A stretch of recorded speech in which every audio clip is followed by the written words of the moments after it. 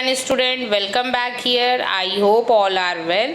Now student, today start for opportunity cost. What do you understand by the opportunity cost? Let's start.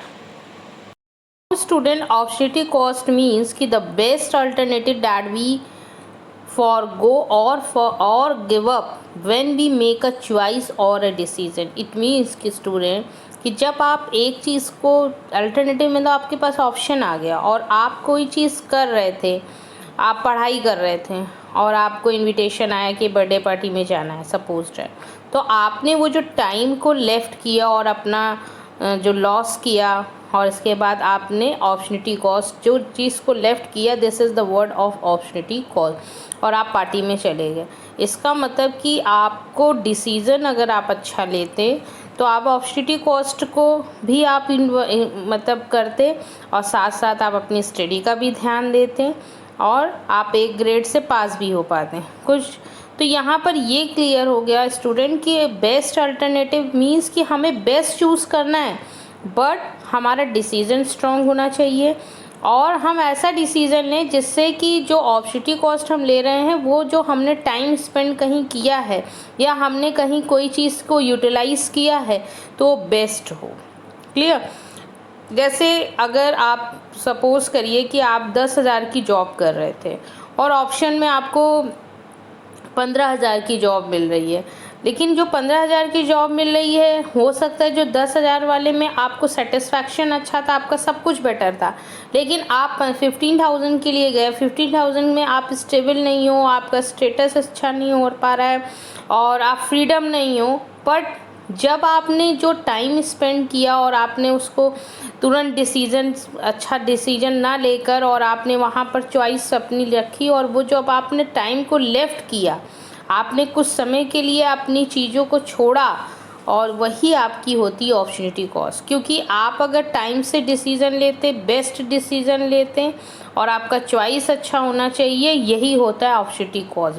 The best alternative that we the forgo और given up when we make a choice और a decision. It means कि student आपको decision सबसे best लेना है।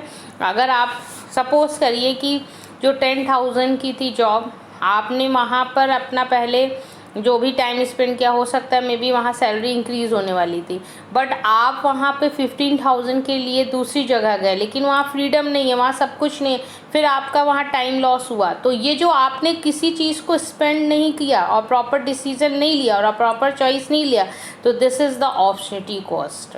Okay, तो ये आपको क्लियर हो गया। जैसे सपोज डैट एडमिशन आपको लेना है कॉलेज में, आप कॉलेज में एडमिशन लेने से पहले आपने डिसीज़न नहीं लिया, लेकिन जब ले लिया फिर आप वहाँ पे बेस्ट अल्टरनेटिव चूज़ कर रहे हो और अपना डिसीज़न कहीं और ले रहे हो, तो वो जो टाइम आपका ख़राब होगा, जो टाइम का यूटिलाइज़ प्रॉपर नहीं किया, डिसीज़न प्रॉपर नहीं लिया और फिर जो चीज़ लेफ़्ट करके आप नेक्स्ट अपॉर्चुनिटी में जा रहे हो, बेस्ट लेना चाह रहे हो और वो भी बेस्ट है कि नहीं ये भी क्लियर नहीं आई है, तो ये होता है अपॉर्चुनिटी। जब आप किसी चीज़ को लेफ़्ट करके दूसरे चीज़ पे जाते हो, this is the word of the opportunity cost. Now next, हम ऑलरेडी डिस्कस की opportunity cost, but what the choice. Understanding that people make choice is key to understanding and study the economy. Since ki people do not have infinite incomes, they make a choice whenever they purchase goods and services.